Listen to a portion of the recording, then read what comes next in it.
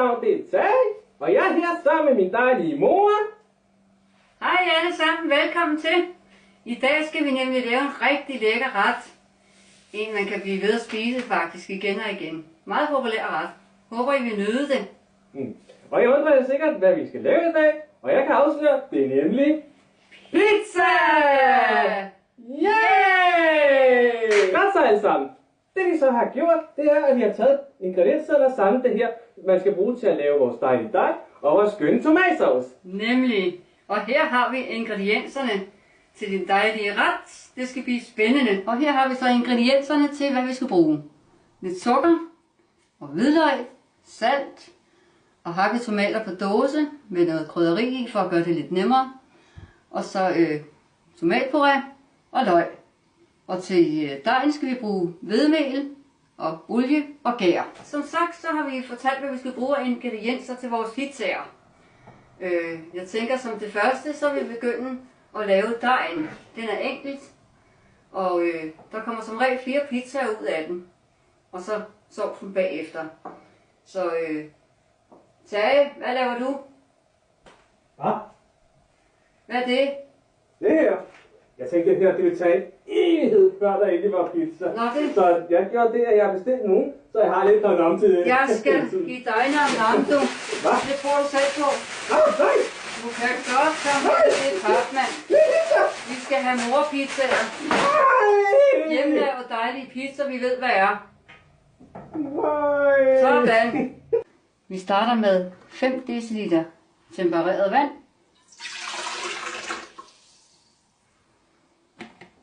Og så skal vi bruge 3-4 skefulde af salt. Helst godt salt.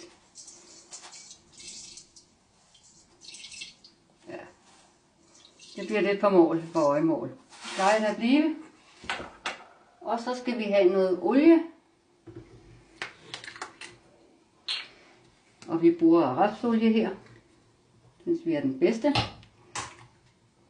Og der skal vi have 3 spiseskefulde, sådan mindre mere. Ikke spare på det. Sådan. Og så skal vi have vores gær. Der bruger vi 25 gram gær til. Halvdelen af pakken. Sådan. Og smuldrer ned i det. Sådan. Det var så det, og så skal vi have rørt den. Vi vil have en røre med her. Så rører vi rundt på dejen, og gæren kan arbejde her. Den bliver opløst af vandet nemlig. Det er en rigtig god dej.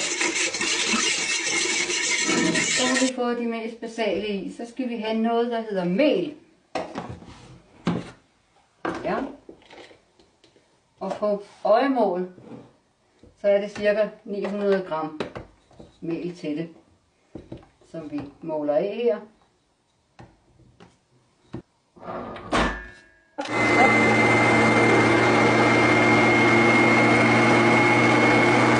Så er vores dej æltet færdig. Og man skal passe på med at komme for meget mel i, fordi så bliver den lidt tør. Den må godt hænge lidt i fingrene.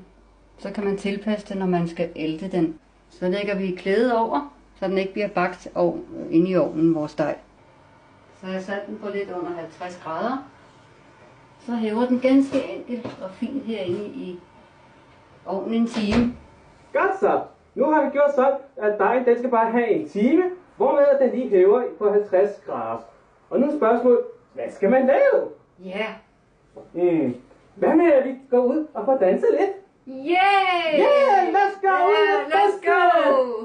Hey!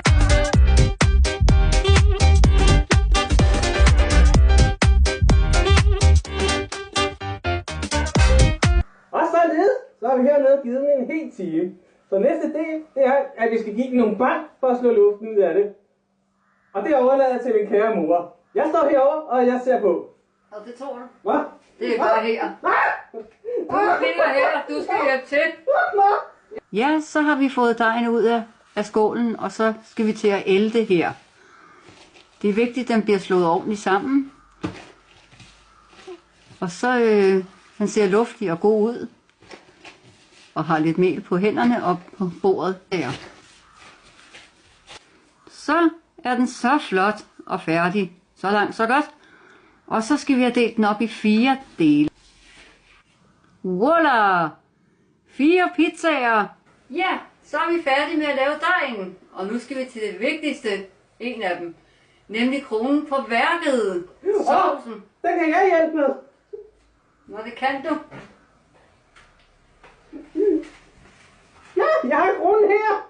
Ja, hvis der fandtes en krone af fjollethed, så vil du få den første præmien til dig. Ja! Lidt konge har man lov til at være. Ja. Så hælder vi lidt olie her i gryden. Jeg plejer at sige 3 til 4, måske 5 skefulde. Jeg vil fløjte noget hakket løg og 3 hvidløg. Så skal den helst ned sådan på en 4 til 5 stykker. Sætter den på 5. Og vi salt og peber i.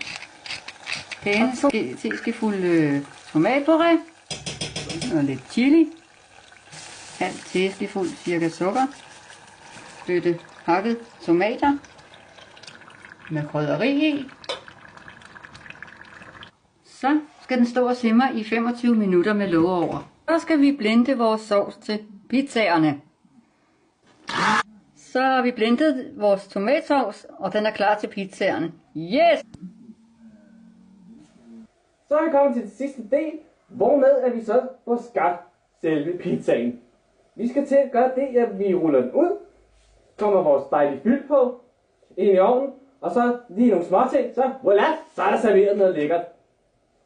Jeg vil gerne vise det selv, men jeg føler mig mega træt lige nu oven på alt det arbejde, så jeg overlader det til min assistent.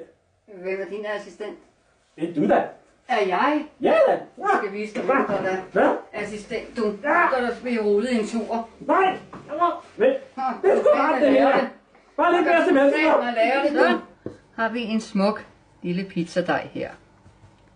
Det er vigtigt, at man tager alle hjørnerne, så den bliver fordelt. Får vi en lille kant på her.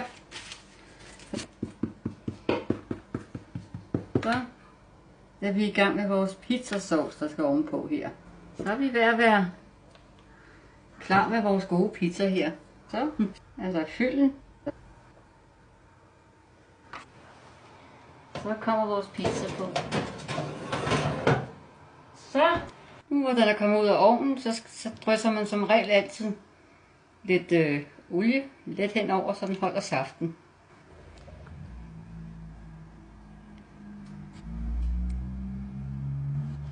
Og så drysser vi noget. Ja.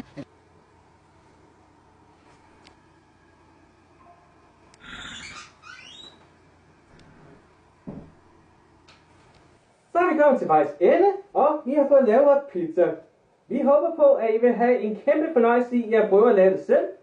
Og vi vil takke 1000 mange gange, for at I vil se med. Ja, vi har i hvert fald nydt det her i køkkenet og har grint meget. Og så det er nogle sjove pizzaer, vi har fået lavet her. Og nu har vi så belønningen, det er nemlig at sætte tænderne i dem. Hvilket jeg glæder mig til. Ja. Så på vegne af min mor og mig, så vil jeg sige tak for den her gang, og bye! Bye!